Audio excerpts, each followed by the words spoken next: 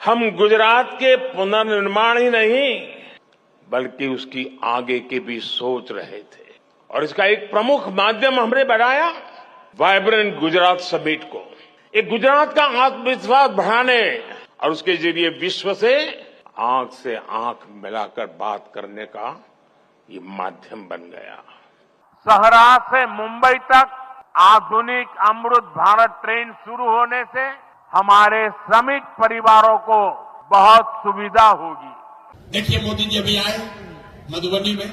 मोदी जी ने मधुबनी में कहा, हमारी बात तो मत चाहिए, वीडियो जाकर देख लीजिएगा, कि सहरसा से बॉम्बे जाने के लिए एक नई आधुनिक वंदे भारत ट्रेन चलेगी जिससे बिहार के श्रमिक परिवार के बच्चों को जाने में सुविधा होगी। जरा इस बयान को सुनिए। मोदी जी कह रहे हैं कि सहरसा से एक और ट्रेन तुमको देंगे जिस पर बिहार के बच्चे जानवरों की तरह बैठकर यहाँ से मजदूरी करने गुजरात और बॉम्बे जाएंगे। हेलो, मोदी जी ने जो कहा वो गलत नहीं है।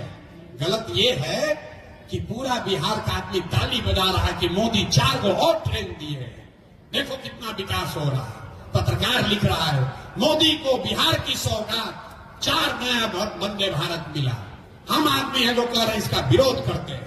हम लोग को ऐसा ट्रेन नहीं चाहिए जिस पर हम लोग के बच्चे मजदूर बनकर गुजरात में जाएं और वहां मजदूरी करें। आप हमको मोदी जी का एक भाषण सुनाइए गुजरात में जहां उन्होंने ये कहा हो कि गुजरात से एक नई ट्रेन चलेगी जिस पर गुजरात का श्रमिक परिवार का बच्चा महाराष्ट्र में जाएगा नौकरी मजदूरी करने।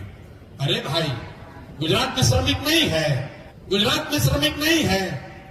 मोदी जी गुजरात गए, अभी कच्छ में उन्होंने भाषण दिया, मधुबनी के बाद कच्छ गए तो कहा कि मेरे कच्छ में दुनिया का सबसे बड़ा सौर ऊर्जा का केंद्र बन रहा है।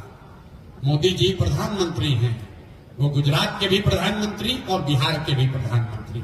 जब मोदी गुजरात जाते हैं तो बात करते हैं कि सौर ऊर्जा का फैक्ट्री कैसे लगेगा, यहाँ पर गिफ्ट सिटी बनेगा, यहाँ पर इन्वेस्टमेंट समिट होगा, यहाँ पर 1 लाख करोड़ का बुलेट ट्रेन चलेगा।